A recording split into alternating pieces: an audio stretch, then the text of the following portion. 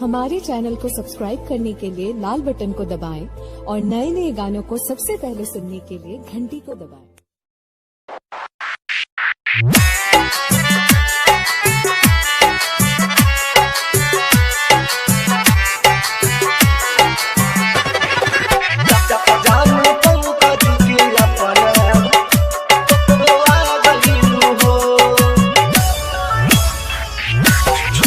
तू देबू विश्वास न रहल हमर ना हो बुरी आस न रहल आस न रहल आस न रहल छोड़ तू देबू विश्वास न रहल हमर ना हो बुरी आस न रहल पाके दोसर मरद के भुला जइबू हो पाके दोसर मरद के भुला जइबू हो जाने पंकज के अपन रोआ गइलू हो जाने पंकज के अपन रोआ गइलू हो।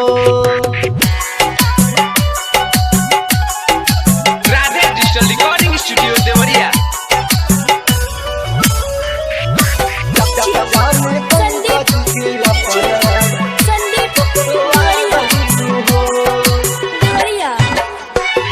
हमारा से सुख दादा तोहर दिहे काऊ यार हो ओकर खातिर छोड़ गइलू पहिला हमर प्यार हो पहिला हमर प्यार हो पहिला हमर प्यार हो। हमारा से सुख दादा तोहर दिहे काऊ यार हो ओकर खातिर छोड़ गइलू पहिला हमर प्यार हो। अरे आके हमारा परिचय करा गइलू हो घरे आके हमारा परिचय करा गइलू हो जान बिकिया के अपना रोआ गइलू हो जान पिकुआ के अपना रोआ गइलू हो।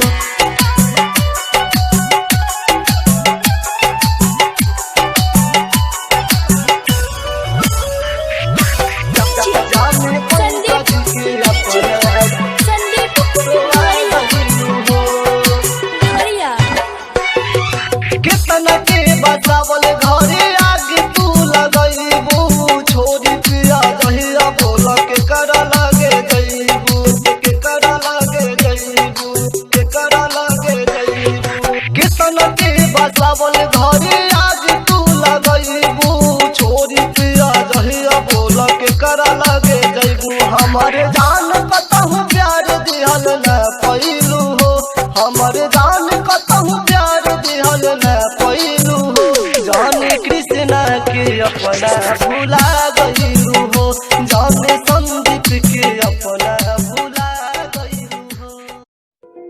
हमारे चैनल को सब्सक्राइब करने के लिए लाल बटन को दबाएं और नए नए गानों को सबसे पहले सुनने के लिए घंटी को दबाएं।